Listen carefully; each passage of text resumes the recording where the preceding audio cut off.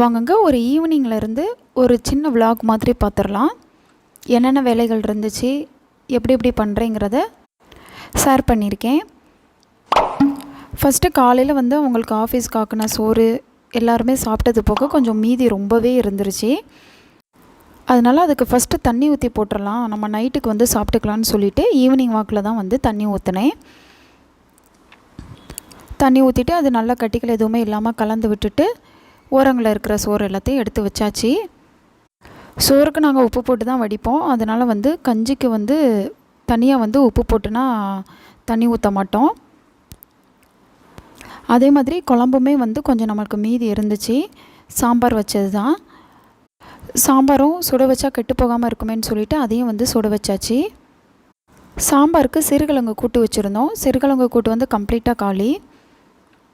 உங்கள் ஊரில் சிறுகிழங்குனா கிடைக்குமாங்கிறத கமெண்ட் பண்ணுங்கள். இங்கே சென்னையில் ஏதாவது ஒரு கடையில் ரேராக கிடைக்கும்.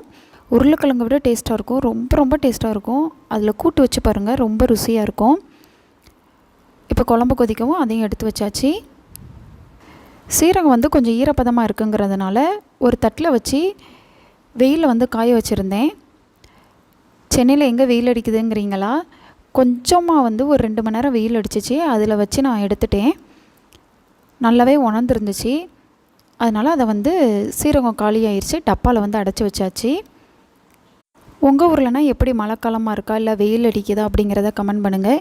இப்போ நான் எடிட் பண்ணிகிட்டு இருக்கும்போது கூட மழை பெஞ்சிக்கிட்டு தான் இருக்குது. என் மகனுக்கு எப்போவுமே நைட்டு சோறு தான். அதனால் அவனுக்கு குழம்பு வைக்க ஸ்டார்ட் பண்ணிட்டேன்.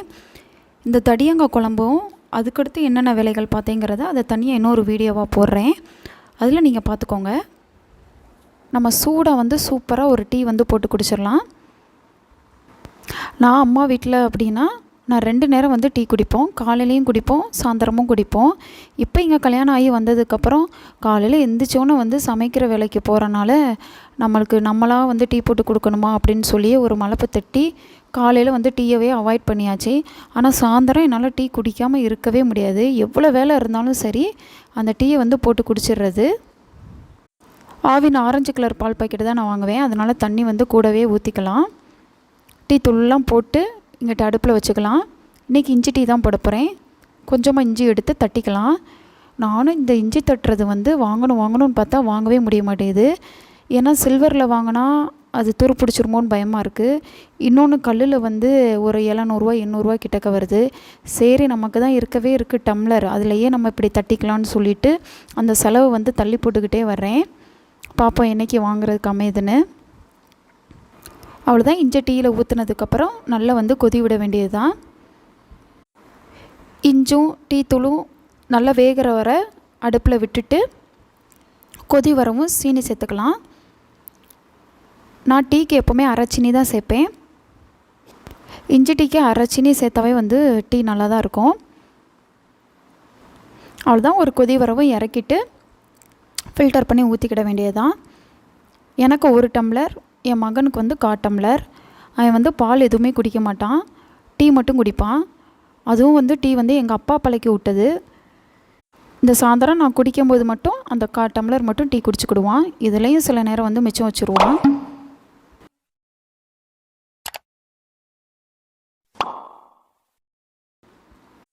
தண்ணி ஊற்றின சோறை வேஸ்ட் ஆக்காமல் நைட்டுக்கு இதே வச்சுக்கலான்னு பிளான் பண்ணியாச்சு. மழை வேறு பெஞ்சிக்கிட்டே இருக்கிறனால இது அப்படியேவும் சாப்பிட முடியாது. அதனால் தண்ணிகள் எதுவுமே இல்லாமல் பழைய சோறை மட்டும் பிழிஞ்சு வச்சுக்கலாம். தண்ணிகள் இல்லாமல் பிழிஞ்சு வச்சதுக்கப்புறம் இங்கிட்ட ஒரு வடைச்சட்டியில் எண்ணெய் ஊற்றிக்கலாம். எண்ணெய் காயவும் கடுகு போட்டுக்கோங்க. கடுகு நமக்கு பொரிஞ்சு வரவும் ஒரு பல்லாரி வெங்காயம் சின்ன சின்னதாக கட் பண்ணது சேர்த்துக்கலாம்.